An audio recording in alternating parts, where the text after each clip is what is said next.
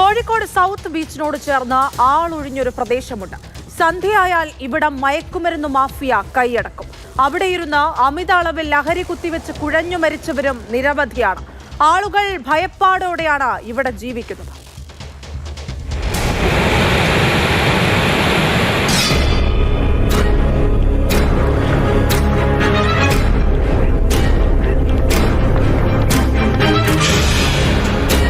Kozhikode south ബീച്ചിൽ നിന്നും silk street വഴിയുള്ള ഈ റോഡ് പോകുന്ന സ്ഥലമാണ് ഇവിടെയാണ് ഞാനിപ്പോൾ കാണുന്ന ഈ ബിൽഡിങ്ങിന്റെ പഴയ ഒരു കെട്ടിടമാണ്. ആ കെട്ടിടത്തിന്റെ അകത്താണ് വടകര പയ്യോളി സ്വദേശിയായ ഒരു ഹർഷദ് എന്ന 24 വയസ്സുള്ള ചെറുപ്പക്കാരനെ മരിച്ച നിലയിൽ കണ്ടത്.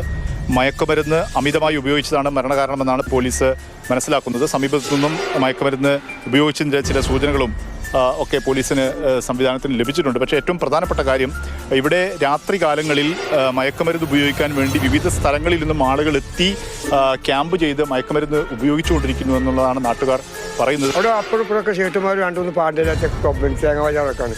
അപ്പോൾ ഓരൊക്കെ 5 മണിയാകുമ്പോൾ പാണ്ഡ്യയിൽ കൂട്ടി കൊണ്ടാക്കി ഒരു പോകും. പിന്നെ നോക്കാനാളില്ല. നമ്മൾ വരുമ്പോൾ നമ്മൾ മൈൻഡ് ചെയ്ത് പക്ഷേ കഴിക്കന്മാർ കച്ചുണ്ടാക്കി നമുക്ക് അടിവാൻ വയ്യ. അതുപോലെ എന്താണ് ഈ ആരെണ്ണ ചോദിക്കുമ്പോൾ പ്രശ്നമാവും. ഈ ഭാഗത്തൊക്കെ ആണെങ്കിൽ പായിപ്പിക്കും. ഞായറാഴ്ച അവിടെ അധികം ഇവിടെ ഉണ്ടാകുന്നുണ്ട്. ഞാൻ തിങ്കളാഴ്ച തുറന്നു കഴിഞ്ഞാൽ കുപ്പികളുണ്ടാവും.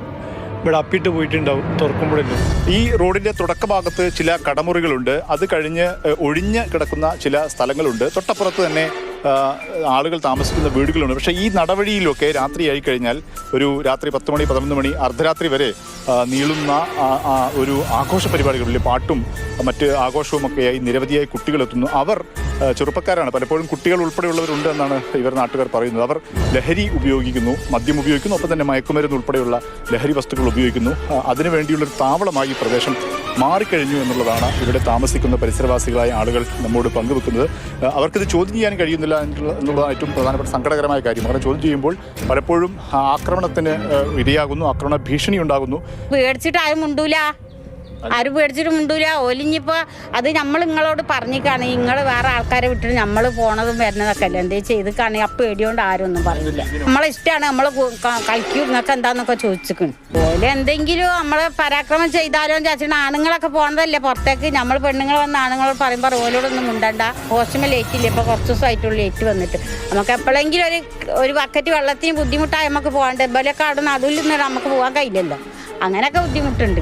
ഇത് പോലീസിൽ പലപ്പോഴും പരാതിപ്പെട്ടിരുന്നു. പക്ഷേ പോലീസിന് കൃത്യമായി ഈ കാര്യത്തിൽ നടപടിയെടുക്കാൻ കഴിയുന്നില്ല എന്നുള്ളതാണ് നാട്ടുകാർ നമ്മോട് പറയുന്നത്.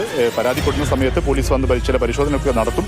പക്ഷെ അതിനുശേഷം പിന്നീട് പോലീസ് ഈ ഭാഗത്തേക്ക് തിരിഞ്ഞു നോക്കുന്നില്ല. പോലീസൊന്നും ബാക്കി നോക്കുന്നില്ല. പോലീസൊക്കെ ആ ഭാഗത്തേക്ക് കടപ്പുറം ഇങ്ങനെ അങ്ങോട്ട് നടന്നാക്കിയല്ലാണ്ട് ഇങ്ങോട്ടേക്ക് അവിടെ ഒന്നും പോലീസുകാർ നോക്കുന്നില്ല. ഇവിടെ 1 മണിക്ക് വരെ പ്രശ്നമാണ്. 12 മണി വരെ ഇവിടെ ആള് ഒഴിഞ്ഞു പോകുന്നില്ല. കഞ്ചാവും ബ്രൗണ് മറ്റേ ഇഞ്ചക്ഷൻ വെക്കണ വരെ സുഖമുണ്ട് ഇവിടെ. 1 മണി വരെ പോലീസ് നടപടി സ്വീകരിക്കില്ല. നാട്ടുകാർക്കുള്ള പോലീസ് ചാടില്ല സ്ഥിരം. ഇനിയെങ്കിലും ഇതൊരു അപായ സൂചനയായി കണ്ട് ഇനിയെങ്കിലും ഇക്കാര്യത്തിൽ അടിയന്തരമായ നടപടി, പോലീസ് പട്രോളിംഗ് രാത്രി ഇവിടെ കൃത്യമായും കർശനമായും ഏർപ്പെടുത്തുക. അത്തരം ഈ ലഹരി സംഘങ്ങൾ എത്തിയാൽ അവരെ കൃത്യമായും കസ്റ്റഡിയിലെടുക്കാനും ഇവിടെ നിന്നും അതിന് തടയാനുള്ളൊരു സംവിധാനം സർക്കാർ തലത്തിൽ നമ്മുടെ കോർപ്പറേഷൻ്റെയും പോലീസിൻ്റെയും ഭാഗത്തു നിന്നുമൊക്കെ ഉണ്ടാകണമെന്നാണ് നാട്ടുകാർ ആവശ്യപ്പെടുന്നത്. അരുൺ കിഷോറിനൊപ്പം മുഹമ്മദ് ഷഹീദ്, മാതൃഭൂമി ന്യൂസ്.